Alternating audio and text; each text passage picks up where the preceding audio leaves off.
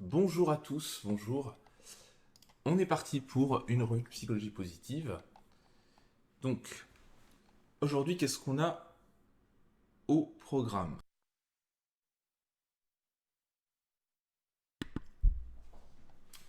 Alors, plusieurs petits articles,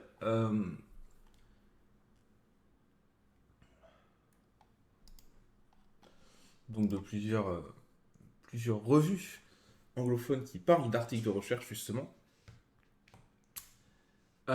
Et on va probablement, pardon, on va probablement commencer tranquillement, hop, avec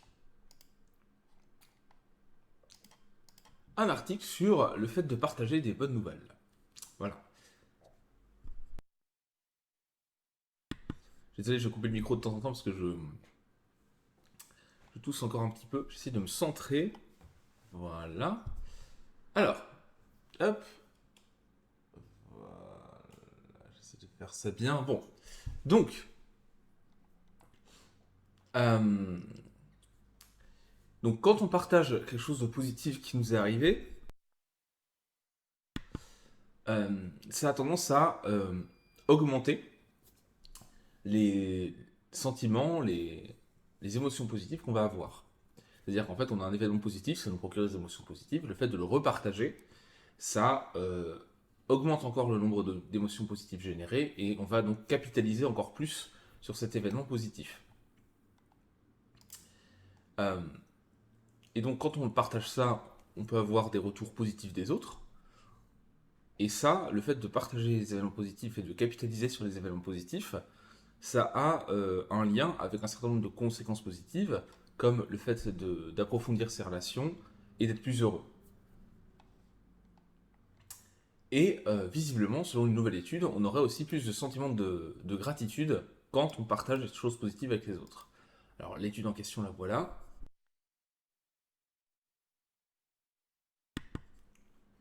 Une étude qui a été publiée fin d'année dernière. Alors vous pouvez la retrouver ici. Donc dans cette étude-là, les chercheurs ont demandé à presque 300 participants entre 25 et 85 ans.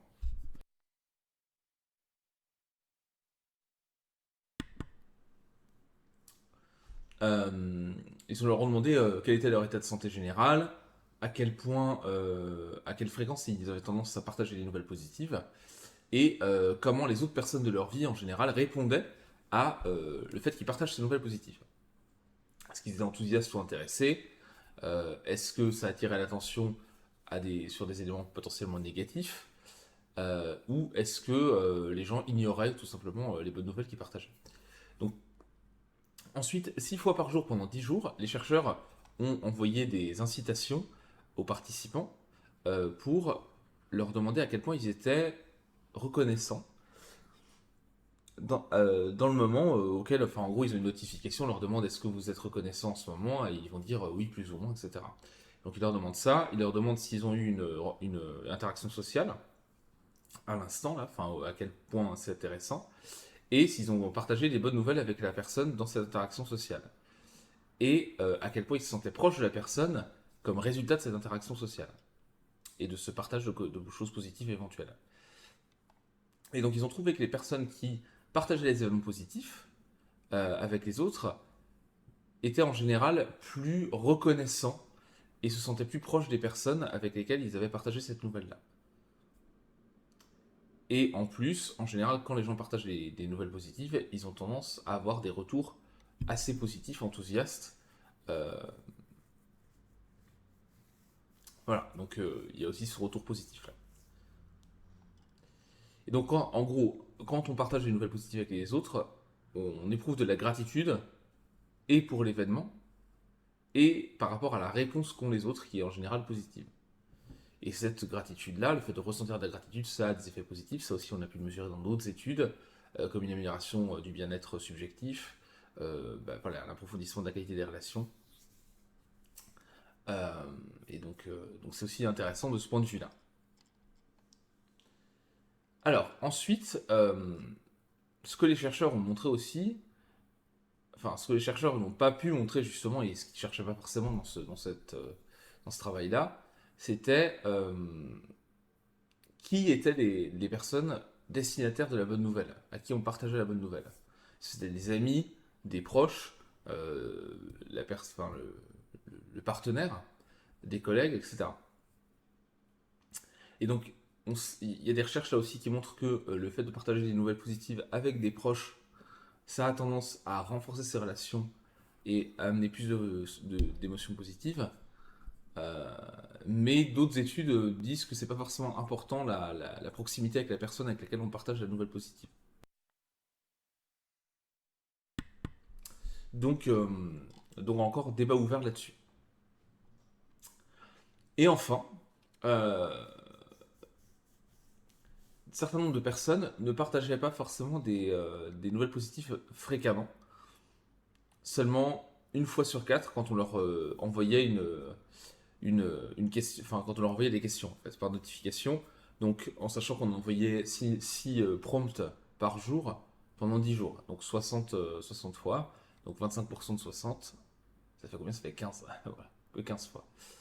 Pour essayer de comprendre pourquoi, ils vont regarder dans de futures études, ils sont en train de regarder euh, si les gens sous-estiment l'effet positif du fait de partager des nouvelles positives, notamment avec des étrangers, ou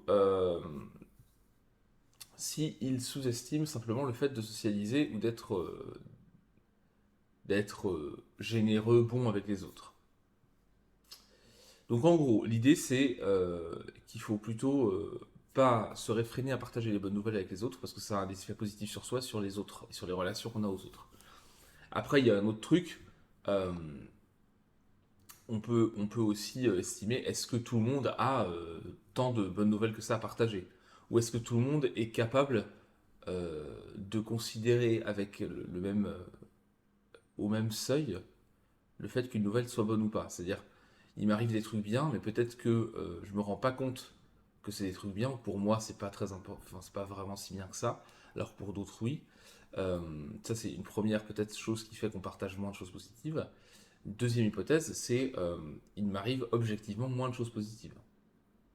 Et ensuite, troisième hypothèse, effectivement, euh, on sous-estime les conséquences positives du fait de partager quelque chose de positif même quand on le ressent. Donc, il y a plein en fait de choses qui peuvent faire que d'une personne à l'autre ça va être différent. Et là-dessus, il faudrait creuser un peu plus. En tout cas, si vous avez des bonnes nouvelles, des choses positives qui vous sont arrivées, c'est intéressant de les partager avec les autres. Voilà. C'est ça qu'il faut retenir, en tout cas de cet article, euh, encore une fois basé sur une recherche publiée assez récemment. Hop. En sachant qu'en général, sur Greater Good Science Center, le magazine, ils ont tendance à avoir un peu plus de délai que d'autres que d'autres sites web sur le partage de recherche, de travaux de recherche, puisque là, c'est des travaux qui datent de fin 2023, donc il y a un peu plus de latence, il y a en général 2-3 mois de latence. Voilà. Alors ensuite, de quoi est-ce que je vais vous parler? Donc ça, on a vu, hop. On va parler de bien-être encore. On va parler de bien-être et on va parler des preuves assez mitigées sur l'efficacité des programmes de bien-être au travail. Alors, vous connaissez ça maintenant, aujourd'hui, en tout cas alors, il y a le côté sécurité et santé au travail, ça c'est quelque chose qui existe depuis assez longtemps, enfin, en tout cas, depuis quelques années, dans tous les domaines, dans toutes les activités professionnelles. Ça veut dire c'est un peu la base. Et maintenant, on a des couches, souvent quand même dans les métiers de bureau, hein, on va pas se mentir, on a une couche supplémentaire de programme de bien-être au travail, c'est-à-dire que il ne s'agit pas seulement d'être en santé, en sécurité au travail. Alors, quand on parle de santé au travail, évidemment, ça a des limites, hein, parce que la santé au travail, parce qu'on parle de santé mentale, de santé physique, en général, on parle surtout de prévention de santé physique, les troubles musculo-squelettiques, par exemple, avec les gestes répétés, le fait de ne pas respirer des produits toxiques, etc. On est plutôt la protection aussi technique contre les chutes, etc. On est plutôt là-dessus, hein, quand on parle de santé et de bien de santé et de sécurité au travail. Quand on parle maintenant par contre de bien-être, donc de bien-être plutôt de santé mentale, là on a un certain nombre d'entreprises qui s'intéressent au sujet et qui essayent de monter des programmes avec plus ou moins de succès, plus ou moins de sincérité, plus ou moins d'efficacité. Et évidemment, comme on est toujours un petit peu en décalage avec les tendances américaines, aux États-Unis, ça fait plus longtemps que ça existe. Alors, et pourquoi est-ce que je vous parle de ça? C'est parce qu'aux États-Unis, il faut savoir que dans l'immense majorité des cas, c'est l'employeur qui paye la couverture sociale de ses employés, qui paye donc la sécurité sociale et la mutuelle, en gros, pour faire simple, euh, qui paye la mutuelle, mais la mutuelle étant centrale puisque les remboursements de base sont très très faibles, la prise en charge de l'État est très très faible et concerne pas tout le monde. Du coup, c'est l'employeur qui prend en charge la mutuelle, qui elle prend une grosse partie des frais médicaux en charge. Et donc, évidemment, l'intérêt pour les employeurs aux États-Unis de développer des programmes de bien-être, ben, c'est aussi réduire son coût de mutuelle euh, et donc faire en sorte qu'ils soient moins absents aussi. Donc, ça coûte moins cher parce qu'ils vont moins voir le médecin, ça coûte moins cher parce qu'ils sont moins absents. Et donc, il y a une incitation directe à développer ce type de programme, puisque si le programme coûte 15 fois moins cher que ce que ça permet d'économiser en termes de couverture santé, évidemment qu'il vaut mieux mettre en place le programme pour éviter que ces employés soient malades. Donc voilà. Donc ces programmes-là, ça peut être des massages gratuits, des cours de pleine conscience, des applications de bien-être en ligne, etc. Et donc là, donc je parlais des États-Unis, mais il y a une nouvelle étude britannique de l'université d'Oxford qui a évalué 90 programmes de bien-être d'employés pour savoir si ça fonctionnait ou pas. Alors voilà le lien vers l'étude, je vous montre ça. Tac. Voilà. Et c'est une étude là exclusivement euh, anglaise, enfin britannique. Voilà. Donc ça a concerné 233 organisations et vous voyez 46 000 personnes. Donc grosse étude, hein. Euh, ça concernait donc les programmes qui ont été déployés en 2017 en 2018. Alors, une des limites tout de suite de l'étude, c'est qu'ils n'ont pas suivi le bien-être des employés avant et après les interventions. Ils ont juste comparé ceux qui participaient au programme dans les organisations et ceux qui ne participaient pas au programme. Est-ce que ceux qui ne participaient pas étaient déjà mieux à la base que ceux qui y participaient? Et donc, à la fin, si on n'a pas de différence, bah c'est juste que peut-être que ceux qui participaient ont rattrapé ceux qui ne participaient pas en termes de bien-être, voilà, ou pas, enfin, ou est-ce que les groupes étaient équivalents? On ne sait pas. Donc ça, c'est un peu la limite de l'exercice. Et donc, l'étude, qu'est-ce qu'elle a montré? Elle a montré qu'il n'y avait pas de programme particulièrement qui, euh, qui fonctionnait, sauf peut-être un qui boostait le bien-être, c'était le fait de faire du bénévolat. Donc des partenariats de bénévolat avec des assos dans les entreprises, ça fonctionnait. Et donc ces résultats, ils ne sont pas en contradiction avec des études précédentes qui montraient que les programmes de bien-être étaient efficaces. Euh, enfin non, pardon. Justement, cette étude, elle rentre plutôt en conflit avec des recherches précédentes qui montraient que les programmes de bien-être dans les entreprises étaient plutôt efficaces pour avoir un effet sur donc, la dépression, l'anxiété, etc. et augmenter la productivité. Alors, alors pourquoi est-ce qu'il y a cette différence-là? Euh, Ici, on avait plein de types de programmes différents, combinés dans des grands groupes de personnes et d'entreprises. Euh, et donc, ces programmes qui étaient proposés de manière mixte dans une entreprise, ça engageait moins les gens de manière globale. Et par exemple, il y avait aussi beaucoup d'applications de mindfulness, de pleine conscience. Et ça, ça veut dire moins d'interaction en personne. Et donc, c'est moins efficace en général que des vrais programmes où les gens vont suivre des cours, faire des activités, etc. Donc ça, c'est une première différence, c'est que on a un peu pris on a fait des grands sacs où on a mis plein de choses différentes dedans, y compris beaucoup des choses qui étaient comme ça à distance, et donc ça, on sait que c'est moins efficace. Donc ça a peut-être fait baisser l'analyse, enfin l'efficacité, le poids global des interventions en général. Deuxièmement, comme je l'ai dit au début, comme je le disais au départ, on n'a pas comparé, on n'a pas fait d'avant-après, donc on ne peut pas savoir si intra-individuellement, si pour une personne donnée qui participe à un programme, ça s'est amélioré. On sait juste que ceux qui participent au programme, ça ne changeait pas grand-chose par rapport à ceux qui ne participaient pas au programme. Voilà. Donc, il y a une contradiction par rapport à d'autres études qui ont été faites. Euh, L'idée, c'est quand même qu'il faut regarder dans le détail et que c'est sans doute qu'il faut regarder le type de programme proposé et qu'en fonction du type de programme, ça peut avoir des effets, puisque là, rien ne ressortait sauf le bénévolat. Et vu comment l'étude a été faite, pour que le bénévolat ressorte, c'est-à-dire qu'il y a un vrai effet quand même important, puisque c'était mélangé avec d'autres choses souvent.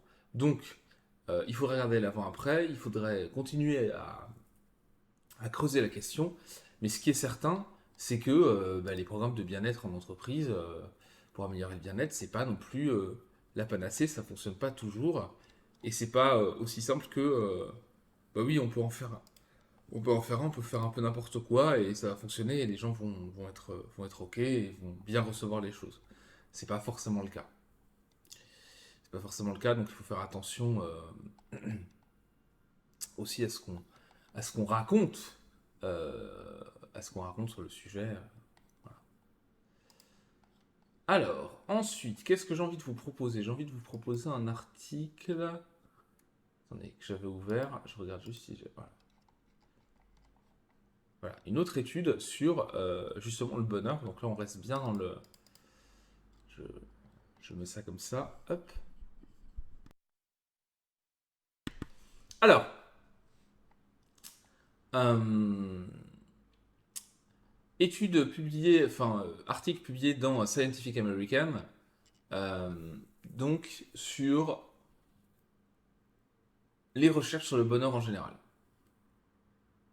Est-ce que finalement les interventions, est-ce que ce qu'on sait sur ce qui nous rend heureux est si précis et efficace que ça? Question posée par des chercheurs. Euh, donc, qu'est-ce qu'on qu'est-ce qu'on qu'est-ce qu'on a comme nouvelles infos là-dessus?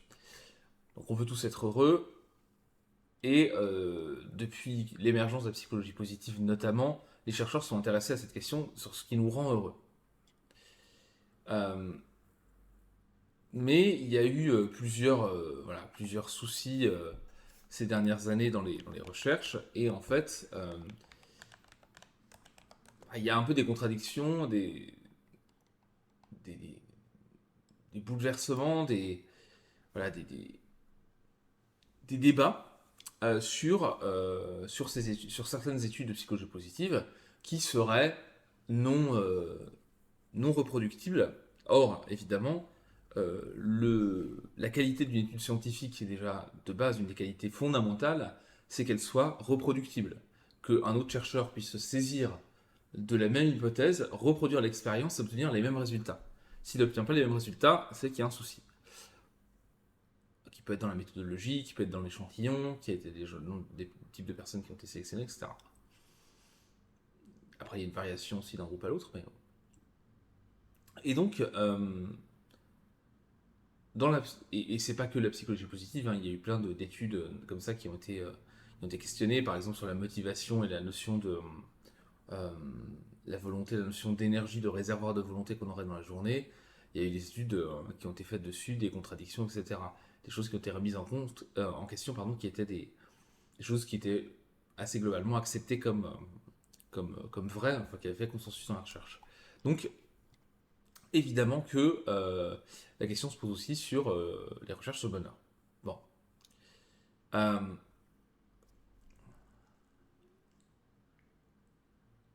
donc certaines études, on a du mal à les reproduire, à avoir les mêmes résultats.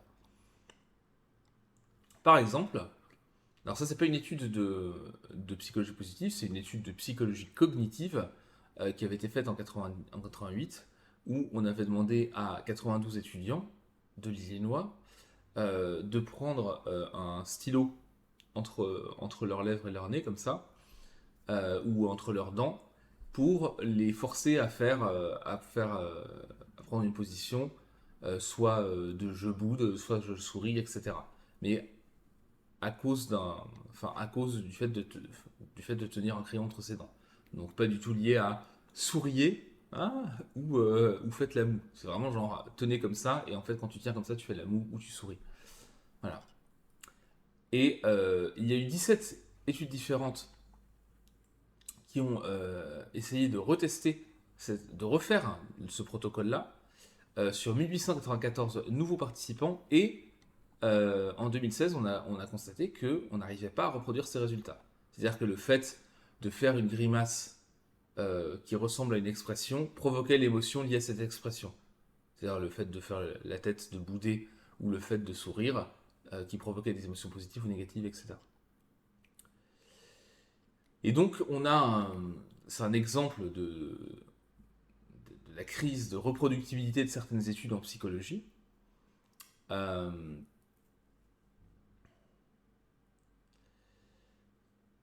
Et c'est en partie attribué au fait que les chercheurs peuvent réanalyser leurs données pour arriver à des résultats publiables. C'est-à-dire que vous n'avez pas de résultats, ok, vous refaites votre tri de vos données, vous enlevez certains paramètres, vous enlevez certains sujets, certains participants parce que pour telle et telle raison, etc., jusqu'à arriver à un résultat qui soit ok avec vos hypothèses, jusqu'à ce que ça soit significatif.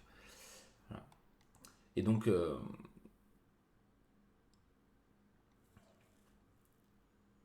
c'est alors Elizabeth Dunn qui est une psychologue de Vancouver qui est assez connue et qui a publié pas mal de choses, pas mal de bouquins en psychologie.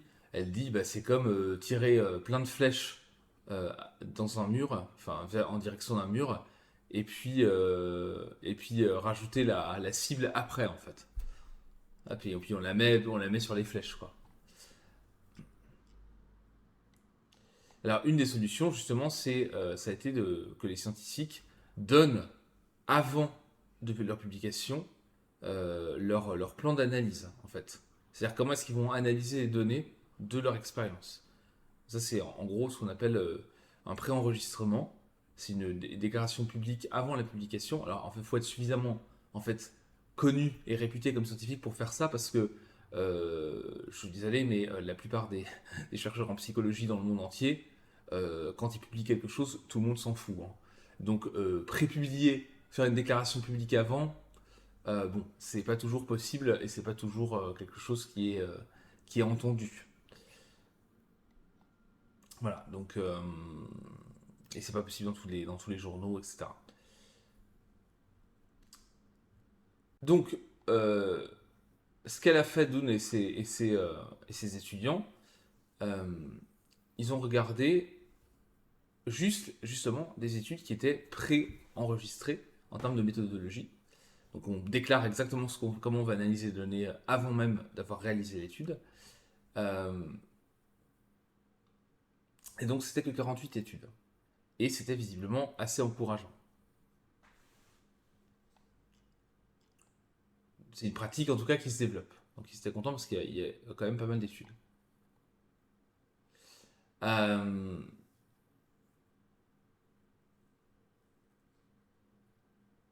et il y a une deuxième chose qu'il faut dans des études pour qu'elles soient de qualité, c'est qu'il y ait suffisamment de participants et que l'échantillon soit suffisamment grand, suffisamment varié, etc.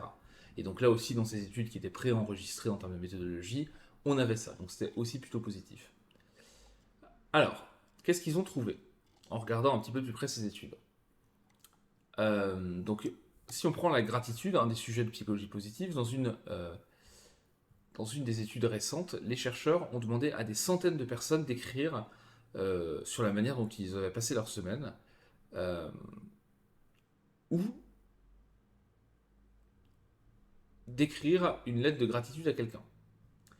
Et le fait d'exprimer de la gratitude, donc plutôt la deuxième modalité, ça avait des conséquences positives sur l'humeur. Pareil, dans une étude récente, on a demandé à 900 étudiants d'exprimer leur gratitude via des lettres, des messages des SMS, etc., ou des réseaux sociaux, ou alors de lister leurs activités quotidiennes. Et ceux qui étaient dans le groupe de gratitude avaient des scores de bonheur en fait et de satisfaction dans la vie qui étaient plus élevés le jour d'après. On ne sait pas combien de temps ça va durer, mais voilà. On ne sait pas combien de temps durent ces effets-là, mais en tout cas, il y a un effet. Euh, les études, donc aussi en psychologie positive pré-enregistrées, où on déclare du coup ce qu'on va faire en termes d'analyse, on a aussi d'autres choses. Par exemple, des études où on demandait à des gens d'agir de manière extravertie, ok, pendant une semaine, et à d'autres personnes d'être plutôt introvertis pendant une semaine dans leur comportement. Et ceux qui étaient plutôt extravertis avaient une humeur qui était plus positive. Voilà. Mais les bénéfices étaient moindres pour ceux qui étaient naturellement plutôt introvertis. Donc ça, c'est le deuxième type d'études où on a montré des résultats positifs sur ce qui nous rend heureux, et avec des études qui sont vraiment carrées, etc. Troisième pôle, le sourire. Et en fait, le fait que le sourire soutienne et soit un précurseur positif du bonheur, ça a aussi été montré dans une nouvelle étude, où par contre, au lieu de prendre des stylos entre les dents, etc., pour sourire comme ça, faire un faux sourire, on a directement demandé à des gens d'adopter des expressions de manière plus naturelle. Donc il y a 2 douzaines de labos de 19 pays différents. euh,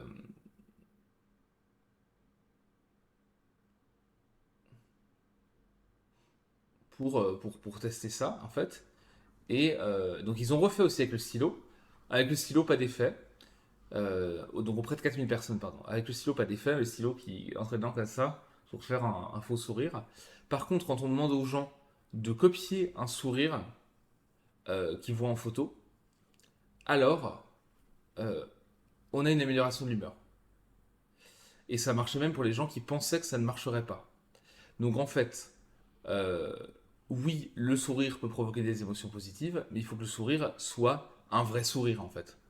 Il faut on vous dise souriez comme tel ou tel modèle, faites un vrai sourire, et là on a un effet sur les émotions positives, même quand on pense que ça ne marchera pas. Donc voilà un peu Donc au final, c'est juste que la modalité de base qui visait qui est très expé de labo, hein, qui vise à ne pas dire le but de l'expérience en détournant le truc avec un stylo, etc., pour faire genre on a une expression alors qu'en fait, voilà, on ne demande pas directement aux gens de sourire. En fait, ça marche pas très bien. C'est trop loin de la réalité en fait, hein. Donc, dans les études toujours de cette qualité-là très haute, euh, on a eu d'autres résultats. Le fait de donner de l'argent aux gens, ça améliore la satisfaction dans la vie. Euh, le fait de proposer des siestes au travail, pareil. Donc il y a plein de choses différentes qui montraient un effet positif sur le bien-être.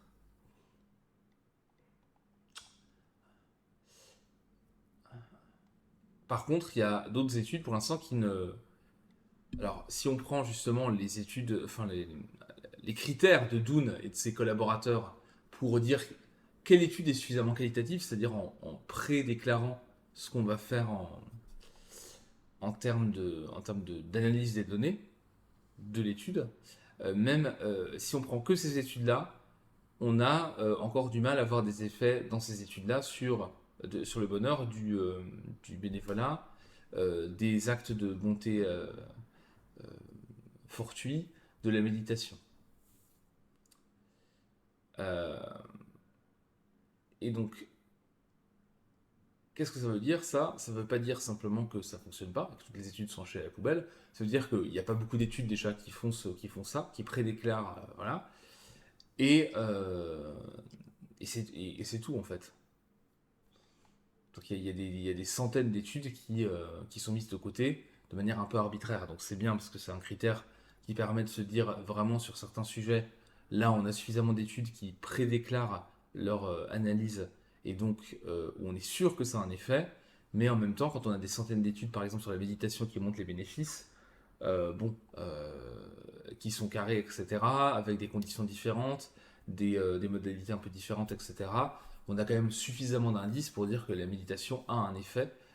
Et c'est un peu dommage de dire, bah alors en fait, sauf les quelques dizaines d'études qui font ça, mis à part celle-là, toutes les autres on les fout à la poubelle. Bon bah c'est un peu excessif, un peu extrême, hein. Euh, Pareil pour les actes de Monteforti, on a quand même plusieurs études qui ont proposé plusieurs protocoles là-dessus, et donc on sait aussi que ça a un effet.